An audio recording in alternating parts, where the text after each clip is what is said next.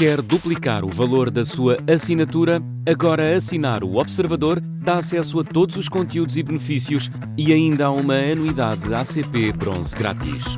Terá vantagens que vão desde plano de saúde gratuito a descontos em combustível. Esta é uma assinatura que vale por duas. Assine hoje em observador.pt com 45% de desconto. E na verdade, ao utilizar os primeiros a sua intervenção inicial, Portugal, à qual amanhã quer voltar, depois do batizado feito, não faltam padrinhos a primeiro-ministro. E a Estado, é essa a lógica? É essa a lógica. Senhores deputados. Estamos na última semana do ano, época para balanços. Nesta edição dos Passos Perdidos, vamos olhar para a produtividade dos deputados. Neste arranque de legislatura, 2025 vai terminar com 3 temas quentes em cima da mesa. Os deputados vão ser chamados a reformular a lei da nacionalidade, isto depois da decisão do Tribunal Constitucional. Temos um novo pacote de respostas aos problemas da habitação, que vai ser discutido, e também temos a reforma laboral, que vai chegar às mãos dos deputados durante os próximos meses. Mas antes do futuro, passamos em revista alguns dos momentos mais inusitados dos debates parlamentares desta sessão legislativa até agora. Vamos, por isso, ao bate-boca. E essa é uma grande falha, Sr. Primeiro-Ministro. é uma armadilha para o país. Isso, Sr. Primeiro-Ministro, o país quer saber o que é que vai fazer. Muito obrigado, senhoras e senhores deputados. E há bate-boca para todos os gostos, umas mais irritadas, outras que chegaram a ser ofensivas, e ainda há as que estão totalmente assentes na ironia, como por exemplo a intervenção de Gonçalo Capitão, do PSD, que foi um dos destaques do ano. Por isso, Miguel Viterbo Dias, mais do que nos trazeres agora Réveillon, ainda vamos ter roupa velha, é isso? Ainda, já lá vamos depois ao Réveillon, também não podemos começar logo pelo fim. Por acaso era uma boa ideia andar a perguntar onde é que os deputados iam passar o ano. Fica, no próximo ano poderei dedicar-me a isso. Vou tomar nota. Toma nota, se faz favor. Enquanto isso, não há como escapar. Esta intervenção, a do deputado social-democrata dirigida à bancada do Chega, foi na ressaca de umas eleições autárquicas em que os objetivos do partido de André Ventura ficaram particularmente aquém, especialmente face a uns objetivos iniciais que o líder do partido apontou para conquistar mais de 30 autarquias, e por isso o deputado Gonçalo Capitão fez uma amálgama das polémicas da altura para tentar desmascarar a falta de seriedade do Chega. André Ventura fala em 30 câmaras, depois ganha 3, foi só tirar um 0, mas depois multiplicou por 3, multiplicar 0 por 3 deve ser a matemática da festa de hambúrgueres. Os senhores passaram de miseráveis a pobres e estão todos contentes. Iam ser os líderes da direita, levar uma banhada do CDS. Iam acabar com a esquerda, perderam para a CDU. Os senhores são o PCP da direita, mesmo quando perdem, ganham sempre.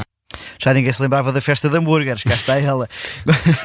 Famosa festa de hambúrgueres. Gonçalo Capitão, que protagonizou uma das intervenções que acabou por ter mais impacto nas redes sociais e no espaço público desta sessão legislativa. Na sequência da polémica, Rita Matias do Chega disse num tom mais irritado que o deputado do PSD ia voltar para a última fila do Parlamento, depois deste epifenómeno.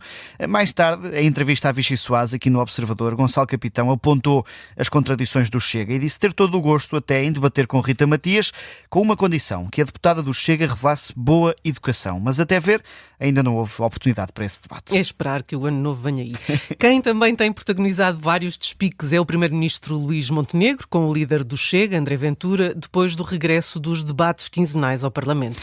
O modelo mudou na reta final ainda das lideranças de António Costa e Rui Rio. Regressou, entretanto, este debate quinzenal com Luís Montenegro e Pedro Nuno Santos. Luís Montenegro, que aliás não esconde que se sente bem e gosta de debater na Assembleia da República, foi líder parlamentar de Passos Coelho durante os anos da Troika, duros em debates parlamentares, e por isso nos quinzenais vai procurando deixar bicadas ao líder do Chega, como esta em que colou André Ventura ao socialista Pedro Sánchez. Também não é o presidente do governo espanhol, meu estimado colega, mas não é ele o meu exemplo e o meu referencial de política pública e de gestão do país, não é? Quer juntar a 3 Salazares, 3 Pedro Sanches, é uma opção sua, mas não é a minha. A discussão era sobre o fim do desconto sobre o ISP, o Imposto sobre os Combustíveis, em que André Ventura tinha defendido a solução espanhola, protagonizada por Pedro Sánchez, nesta altura em que surgia também a polémica dos 3 Salazares, evocados por André Ventura, e que mereceram uma reprimenda dura por parte do Partido Socialista. Ora, em resposta, André Ventura começou literalmente a atirar folhas pelo ar. Para defender a honra do PS eram preciso resmas de papel, não dava uma folha pequenina, era preciso, nem isto dava para defender a honra do PS, está a ver? Olha, era preciso uma, outra, está a ver? Outra, para defender a honra do PS. Olha, eu não sei se dava Mário Soares, não sei se era preciso 3 Salazares, 4, 5, sei uma coisa, Sr. Deputado Eurico Brilhante Dias, e digo com toda a humildade, bastará um André Ventura para vos limpar desta casa para sempre. Isto eram as folhas que André Ventura ia atirando pelo ar. Não foi preciso sonoplastia, isto é mesmo... Foi muito bem executado do ponto de vista técnico. Que barulho é este? Exatamente. Não confundir com outra rádio. Que barulho é este? São mesmo as folhas a sair. O líder do Chega levou depois um puxão de orelhas de Aguiar Branco e acabou a apanhar as folhas do chão numa defesa da honra mais acalorada do Parlamento. Ora, outro dos diplomas que já deu discussão, mas que vai dar ainda mais, é a lei da nacionalidade. Depois da decisão do Tribunal Constitucional, o PS vai reclamar vitória. Os socialistas já tinham avisado para os problemas de algumas normas e o Tribunal Constitucional acabou por dar razão em parte, na larga maioria dessas normas. A falta de densificação era uma das críticas feitas pelo PS, como já tinha sido expressado há vários meses pelo deputado e vice-presidente da bancada, Pedro Delgado Alves, de forma irónica. Entre muitos símbolos nacionais, contam-se a bandeira, o hino, o galo de Barcelos ou as bolachas nacional. E, portanto, evidentemente, o que preferíamos, eu não ia entrar por isso, o deputado António Rodrigues, concordarei consigo, mas alguns dos presentes podem ter dúvidas e reservas, para não deixarmos o Sr. Deputado João Almeida de fora, diríamos Matateu, por exemplo, e, portanto, podemos convocar outros símbolos nacionais. Pedro Delgado Alves já tinha avisado sobre as necessidades de definir o que eram os símbolos nacionais, aqui a meter-se com o deputado do CDS João Almeida, ele que foi presidente do Belenenses, sobre a importância, lá está, do futebolista Matateu, podia ser mais uma hipótese.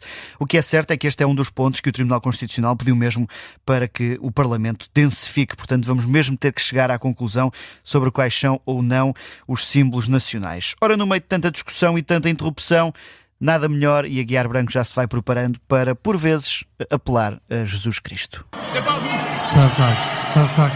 Calma, ei Jesus, calma. O tempo está parado. Calma, claro, chegaremos. Jesus também é um símbolo. Também poderá ser. Também é património. Essa discussão vai ter que ser feita. Ora bem, o Presidente da Assembleia da República, aqui em 2026, terá aqui garantidamente muitos mais motivos para ir perdendo a paciência. Então vamos tentar perceber o que nos reserva 2026. Agora vamos aos destaques da semana. E começamos pela positiva. E Miguel Viterbo Dias, eleges o líder parlamentar do PSD, Hugo Soares. É uma espécie de balanço do ano. Hugo Soares acaba por ser um vencedor deste ano parlamentar. A AD conseguiu aprovar o Orçamento de Estado para 2026, conseguiu também dar a volta ao texto na questão da lei dos estrangeiros para garantir o carimbo do Tribunal Constitucional e ainda a descida do IRC e do IRS. Ora, apesar da maioria maior que vai deixando o líder da bancada do PSD mais descansado nas votações às sextas-feiras, a AD continua a ter que ir planando entre o PS e o Chega e até ver tem tido sucesso nessa estratégia, conseguindo fazer aprovar as principais bandeiras que tinha apresentado este ano na Assembleia da República. E agora vamos em sentido contrário ao destaque negativo da semana e é agora, Miguel, que vem a corneta, não é?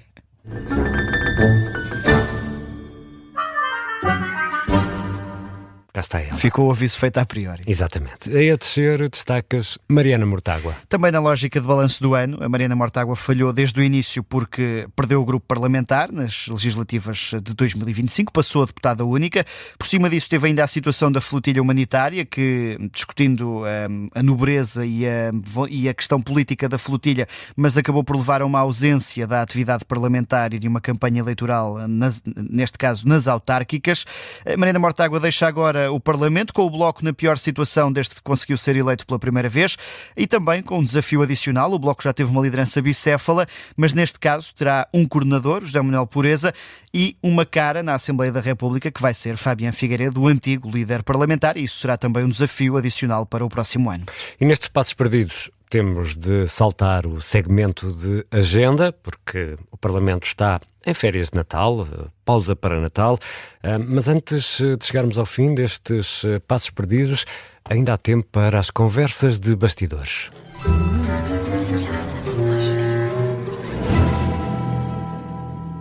A sessão legislativa não terminou, mas desde junho até ao fim do ano já é possível, Miguel, fazer um balanço daquela palavra que gostamos muito de usar quando falamos de economia, da produtividade.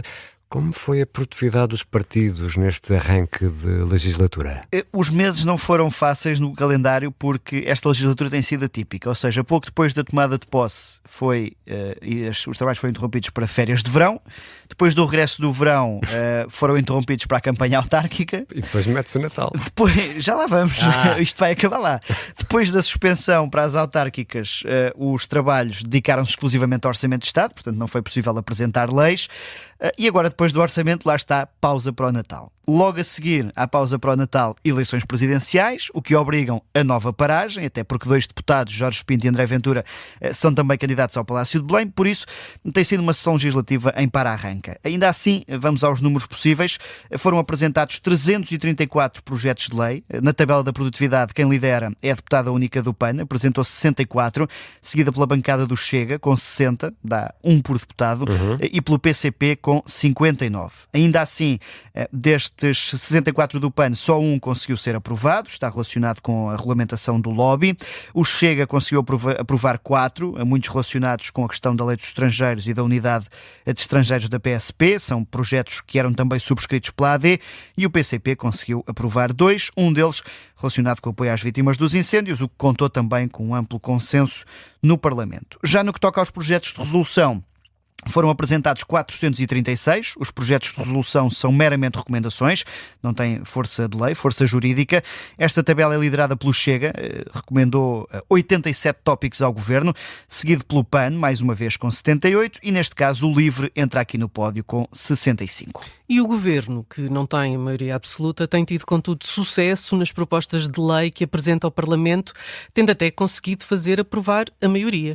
O Governo já apresentou 36 propostas de lei à Assembleia da República sobre temas como a habitação, a descida do IRS ou do IRC, e as primeiras e mais simbólicas, a lei dos estrangeiros e a unidade de estrangeiros e fronteiras da PSP. Pelas contas também do Jornal Público, tanto o PS como o Chega fizeram aprovar a maioria das propostas do Governo. Das 26 aprovadas, o Chega votou a favor de 20 e o PS de 13, sendo que o PS só foi decisivo numa delas, e a mais importante, o Orçamento do Estado. Ainda assim, ao observador, o PS desvaloriza estas contas porque dá relevância política diferente. Por exemplo, leis estruturais como a da nacionalidade e dos estrangeiros foram aprovadas pela AD e pelo Chega. O PS diz que muitas das que aprovou acabaram por ser a transposição de diretivas europeias e por isso não têm o mesmo valor político. E no que toca aos protagonistas, quem foram os partidos que mais vezes usaram da palavra este ano em debates na Assembleia da República? Este é o único tópico em que a proporcionalidade se aplica. O PSD, o partido mais votado, usou da palavra 415 vezes, seguido pelo Chega, com 350 intervenções, e o PS com 314. Já entre os deputados únicos, Inês Sousa Real, lá está, mais uma vez, superou Mariana Mortágua e Filipe Sousa, do Juntos pelo Povo. Há também um outro instrumento, que são as perguntas dirigidas ao Governo. Foram enviadas 92. O Chega é o partido com mais questões, 28. O PCP com 23 e o PS com 18. Ainda assim, de todas estas, quase uma centena, o Governo só respondeu a 6. Estes são os números de 2025, desde junho. Depois, lá está, em nova pausa para o verão, logo teremos o balanço completo desta sessão legislativa. E assim fechamos a última edição de Passos Perdidos do ano 2025, com este balanço do ano. Depois das presidenciais, vão regressar os Passos Perdidos à Rádio Observador. E, na verdade, ao utilizar os primeiros... a sua intervenção inicial... Vale a qual amanhã quer voltar. Depois do batizado feito, não faltam padrinhos a primeiro-ministro. Esse Estado é essa a lógica? É essa a lógica. Senhores deputados,